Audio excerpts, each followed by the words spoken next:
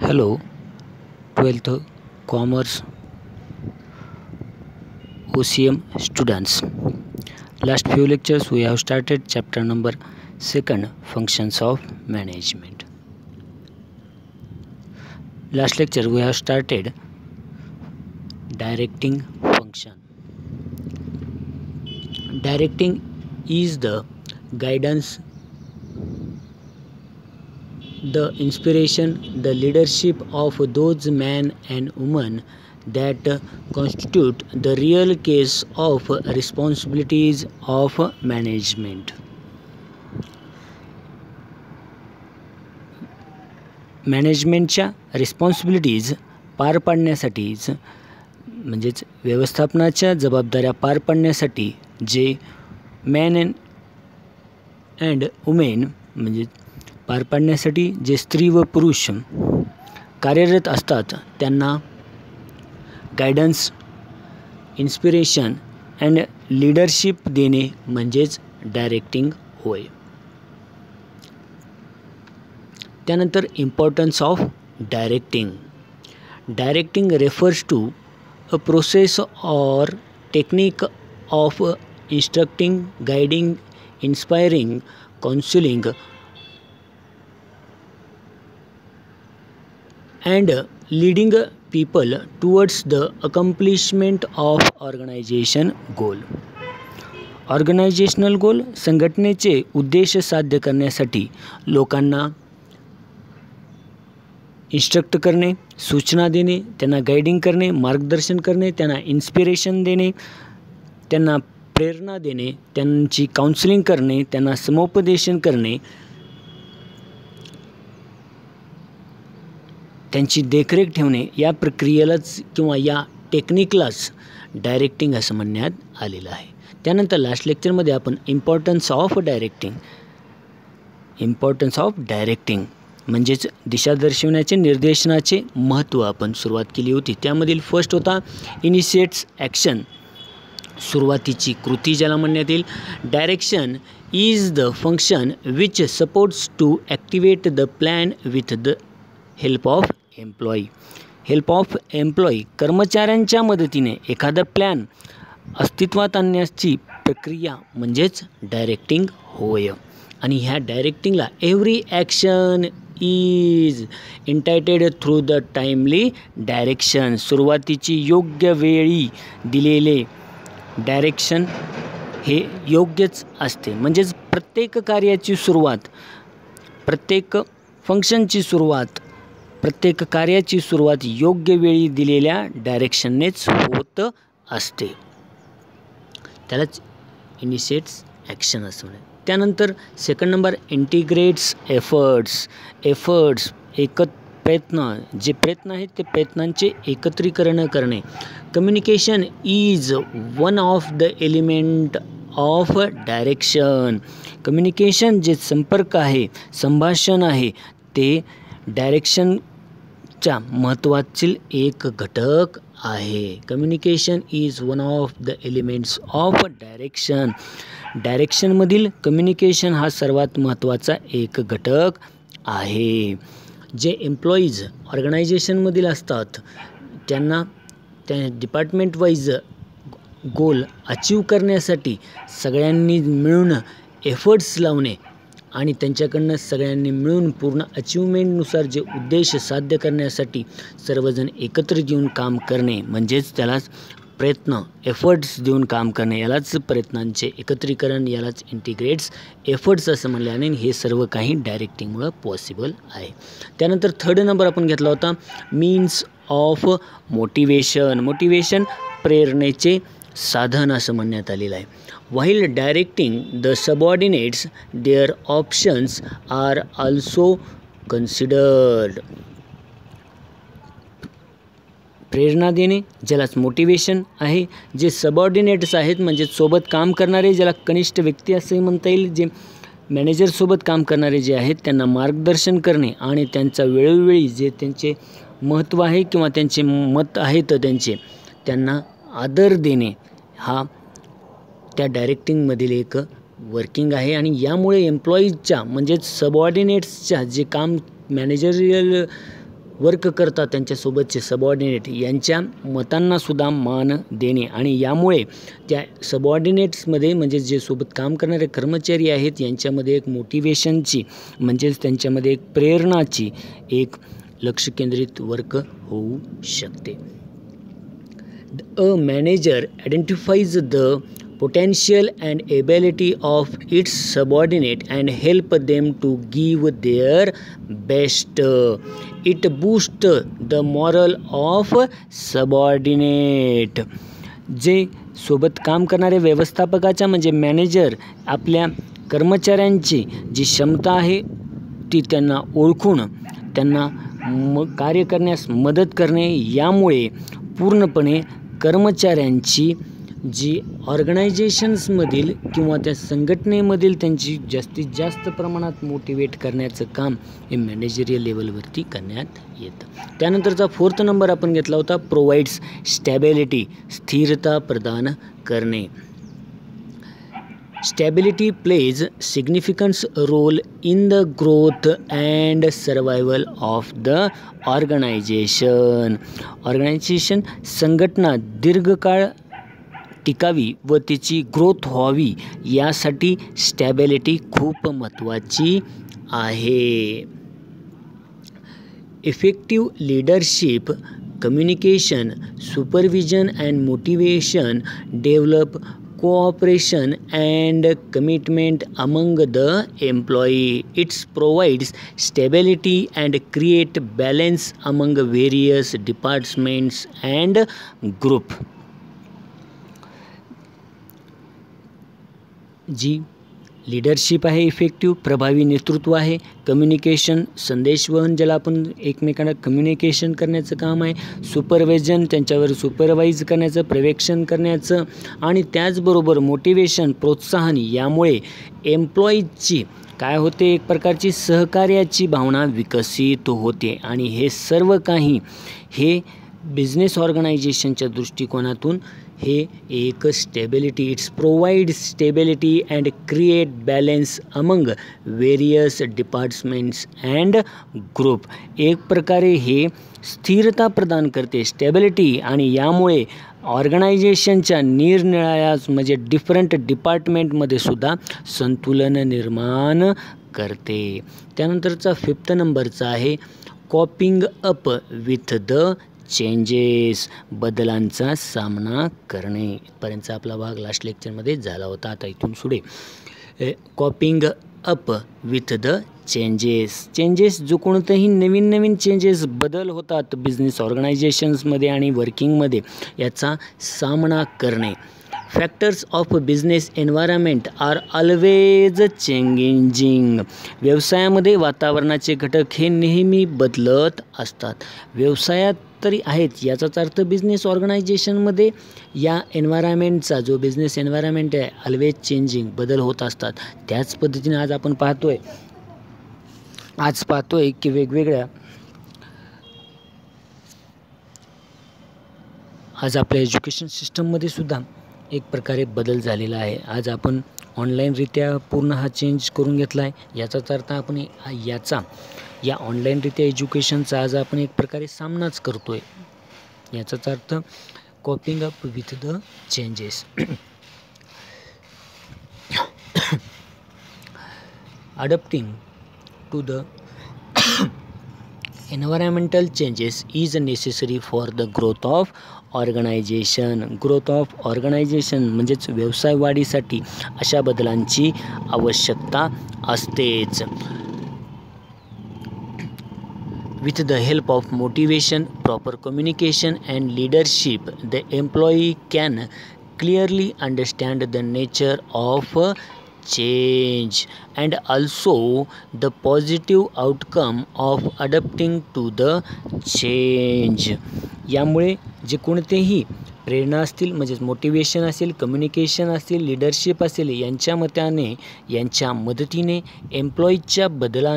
एम्प्लॉईंना जे कोणतेही चेंजेस होत आहेत यांना त्यामुळे स्पष्टपणे समजू शकते आणि ते त्याचा बदल स्वीकारण्यास तयार होऊ शकतात. त्यानंतर पुढचा 6 नंबर आहे इफेक्टिव्ह युटिलायझेशन ऑफ रिसोर्सेस. जे रिसोर्सेस आहेत, साधनं आहे, संसाधनाचं आहे, याचा इफेक्टिव्ह यूज करणे, याचा परिपूर्ण कार्यक्षमरित्या जे संसाधनाचं आहे म्हणजेच त्या रिसोर्सेसचा आहे याचा वापर करणे. Direction involves assigning duties and responsibilities to everyone. डायरेक्टिंगमुळे काय होते, प्रत्येक व्यक्तीला आपले कर्तव्य व जबाबदाऱ्या नेमून दिल्या जातात. Direction involved duties and responsibilities to everyone. डायरेक्टिंगमुळे प्रत्येक व्यक्तीला त्याची कर्तव्य व जबाबदाऱ्या नेमून दिलेल्या असतात. Proper instruction and systems are developed to avoid wastage, duplication of efforts etcetera. यामुळे काय होईल, योग्य इन्स्ट्रक्शन्स, प्रॉपर सूचना व त्यांना देण्यात आलेल्या सिस्टम्स म्हणजेच योग्य सूचना व यंत्रणेच्या आधारावर जे कोणत्याही चुकीच्या गोष्टी आहेत त्या टाळता येणे शक्य आहे. त्यामुळे काय होईल, subordinates are guided to utilize the resources that is men, machine, material and money in the maximum possible way. It helps in reducing cost and increasing profit. यात काय होईल, जे मॅनपॉवर आहे म्हणजेच मानवीची श्रम आहे, त्याचद्वारे जे येणारी मशीन पॉवर्स किंवा मशीन्स आहेत, यंत्रसामुग्रीज आहेत, मटेरियल्स आहे किंवा मनी आहे, पद्धत किंवा पैसा, या साधनांचाच म्हणजेच याचा रिसोर्सेसचा जास्तीत जास्त संभाव्य वापर करून त्यांना मार्गदर्शन केले जाते. त्यामुळे काय होईल, जो कोणताही आपला खर्च होणारा पैसा आहे त्यामुळे खर्च होणारा पैसा हा कमी लागून नफ्यामध्ये इन्क्रीजिंग प्रॉफिट, नफा वाढण्यास मदत होते. आपण हे पाहतो, जे कोणतेही रिसोर्सेस आहेत त्या रिसोर्सेसचा जास्तीत जास्त वापर करून जर त्याद्वारे रिसोर्सेसद्वारे जर त्यावरतीचं प्रोसेसिंग करून, जसं आज आपल्याला माहिती आहे आपल्या आजूबाजूला शुगर फॅक्टरीज आहेत, परंतु त्या फॅक्टरीजमधून वेस्टेज होणारं पाणी हे वेस्ट न करता त्याचा युटिलायझेशन करून म्हणजेच त्याचा वापर करून त्यामध्ये चेंजेस नवीन टेक्नॉलॉजीच्या अंतर्गत, मशिनरीच्या अंतर्गत चेंज करून तेच पाणी परत रियूजसाठी वापरलं जातं. याचाच अर्थ काय झाला, इफेक्टिव्ह युटिलायझेशन ऑफ रिसोर्सेसचा त्याच्यामध्ये जो कोणताही स्रोतचा त्याचा जास्त वापर करून इन्क्रीजिंग इन प्रॉफिट, त्या प्रॉफिटमध्ये त्याचा भर जास्त प्रमाणात पडण्यास मदत होते. हे सर्व काही डायरेक्टिंगमुळं पॉसिबल आहे. प्रत्येकांना आपापले ड्युटीज अँड रिस्पॉन्सिबिलिटीज माहीत आहेत, त्यामुळे हे सर्व काही शक्य आहे. त्यानंतर 7 number creates team spirits. Team spirit संघभावना निर्माण करते. डायरेक्शनमुळे काय होतं, एक प्रकारची क्रिएट्स टीम स्पिरिट.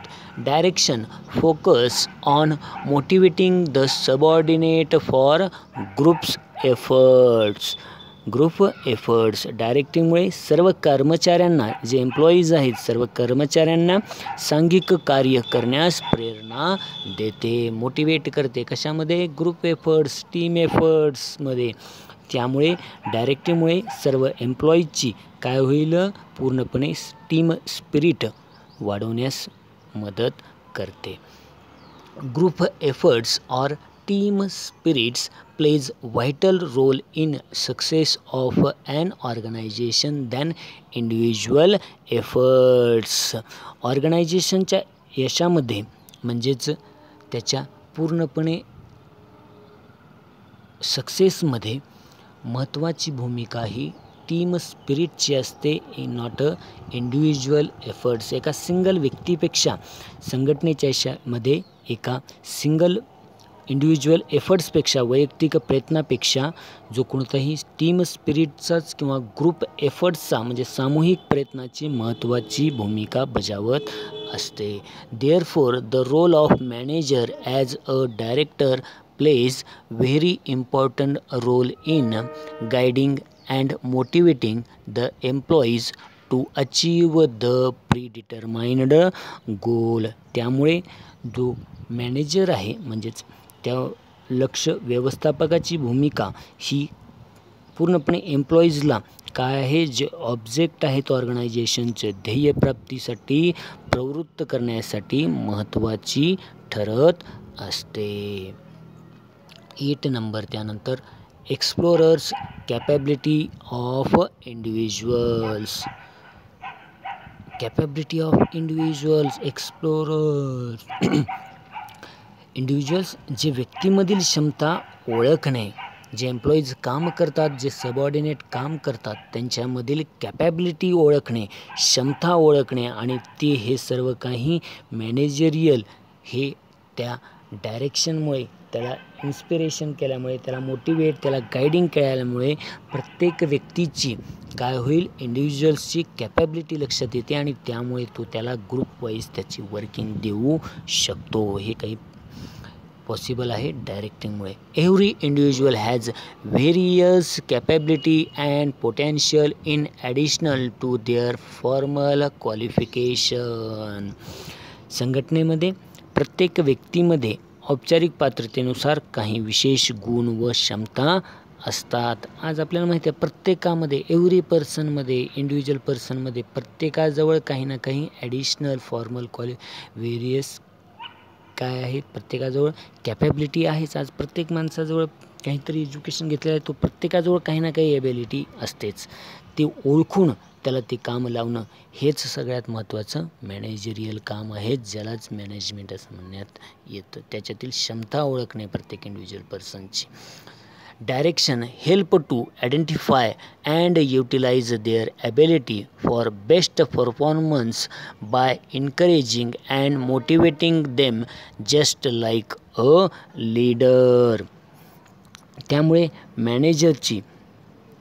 मॅनेजर योग्य प्रोत्साहन आणि प्रेरणा देऊन त्यामधील क्षमतेचा वापर मदत करण्यास होतो आणि त्यामुळे बिझनेस ऑब्जेक्टिव्हचे ध्येय प्राप्तीसाठी या कॅपॅबिलिटीचा चांगल्या नेतृत्वाप्रमाणे म्हणजेच ॲज अ लीडरप्रमाणे त्याची वर्किंग करून घेणे हे सर्व काही मॅनेजरला डायरेक्टिंगमुळे पॉसिबल होते.